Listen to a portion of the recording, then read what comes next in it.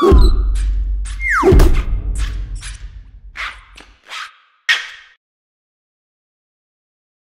everyone, welcome to another Goody Reader Roundtable discussion. My name is Michael. My name is Peter. Peter, it looks like we have a litany of gaming devices here. Yes, I have gone through the closets and the attic and went back to my parents' place and grabbed as many of my consoles as I could. I apologize, I'm missing about half of them. My brother took a bunch when he moved out. Yeah, we have everything from our original Nintendo all the way up to the latest gen's Wii U, and I'm missing a PS4, but very soon. TurboGrafx 16. TurboGrafx 16 by NEC. Got a couple obscurities here. You'll have to check these out. This is the Wonder Swan color and the Neo Geo Pocket color. And everything from the very earliest Game & Watch handheld from 1981. So, needless to say, I have a wide spectrum of consoles. Yeah, just to say the least. Well, why do we have all these consoles here? Well, mainly to draw the correlation how mobile games these days are coming full circle. Mm-hmm. You know, the Neo Geo Pocket, mm-hmm. the Game Gear, yep. even the Game Boy Color. Yep.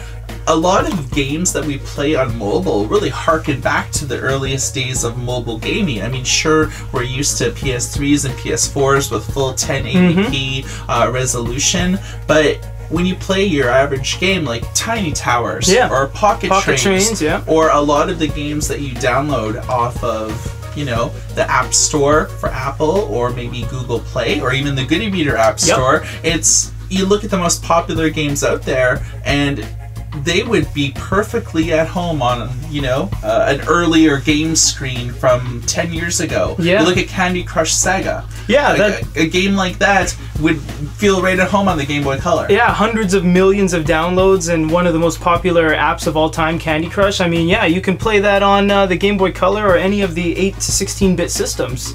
So we live in a world of exclusivity. So you remember with Nintendo and Sega, it was the war. You know, Squaresoft was firmly behind Nintendo for years and years with its Final Fantasy series. Yes. You look at exclusives, even in the modern day, you don't really see too many of them, but a lot of the Naughty Dog games were PlayStation only. Correct. Gears of War was Xbox, Microsoft only. But with consoles now, you see very few exclusives. You see a lot of crossovers because publishers really want their games on as many devices as possible. Sure, make more sales. And we're kind of reliving the console exclusives with the mobile climate now. You have an iPhone, you have an iPad, and an Android phone. So Google and Apple are right now engaged in a lot of exclusives. They actually give incentives to game publishers to have their game on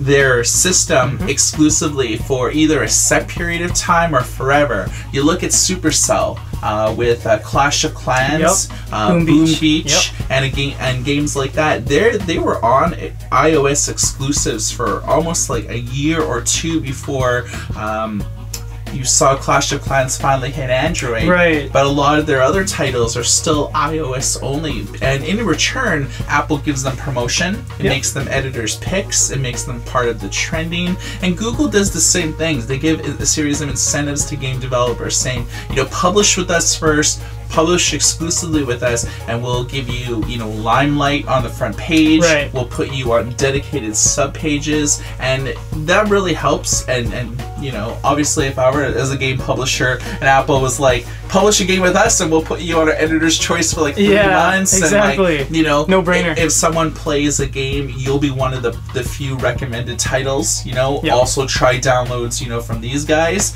So it's almost like the full circle in gaming again. Yeah, I mean, it's like that with most things. I mean, if you guys remember cell phones, they were, in the 70s and 80s, there were these gigantic, huge things with only about 7 or 8 digits of dialing, and then they went too small. They went into the Motorola Razr and the Nokia lipstick phone that was smaller than the size of your thumb. And everyone's like, well, that's too small now. We can't see anything. We can't play anything. We can't use it. So now they're up to, I think, look at the Galaxy Mega. What's that, like 7 inches, 6.5 inches? So there's a lot of phablets. And now the phablets are out. So everything comes around. And it's very evident with mobile technology, as you see that your iPad alone, you could probably put all of this on the iPad, or if you had a quad-core Android tablet, I think you can play PS2 emulators on an Android tablet. Maybe not PS3 or PS4 or even Wii U, but I have an N64 emulator on my phone. So, I mean, look at that, right?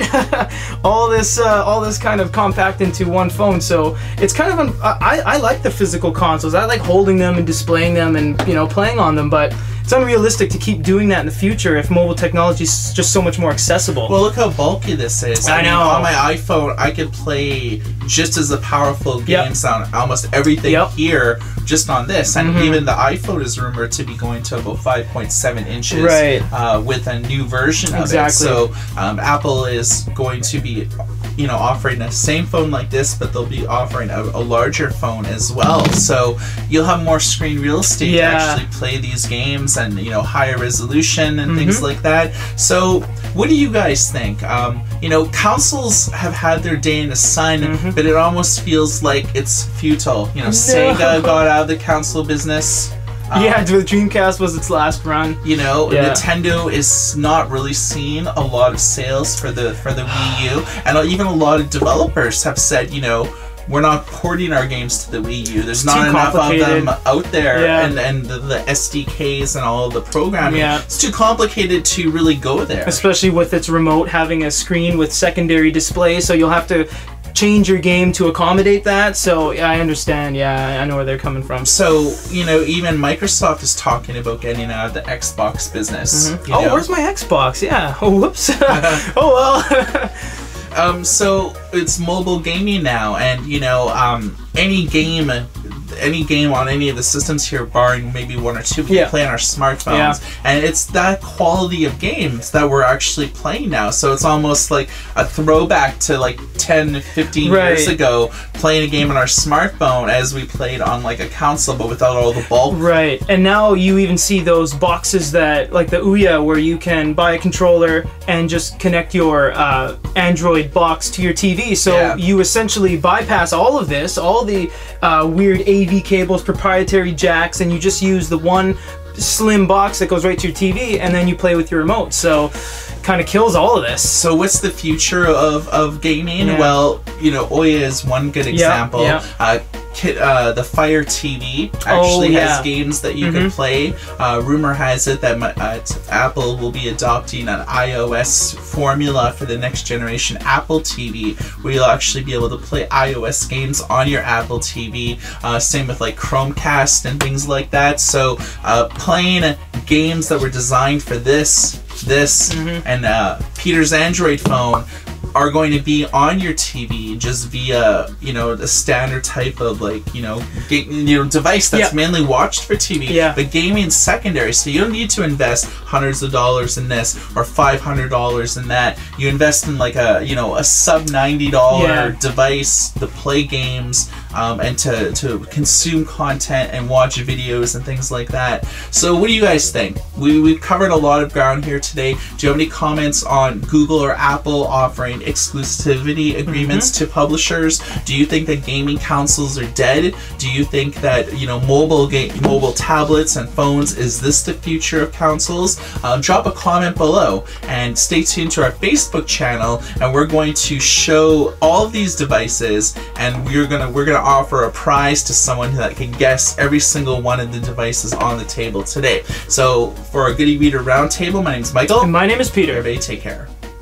My precious consoles! They're no longer relevant! They're just gonna collect dust, and they have, and they are, and they will, but what are you gonna do? It's the way technology moves, right? And everything can be kind of compressed into the one little smartphone. So that's the way it is.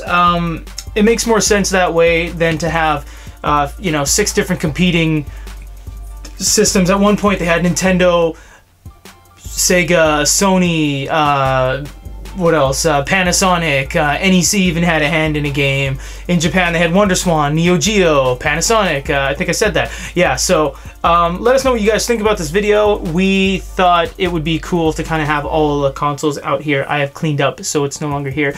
But if you guys can name it all, go to our Facebook page and see what you can name and see if you know them all. Obviously, we said a couple of them in this video, but try your luck.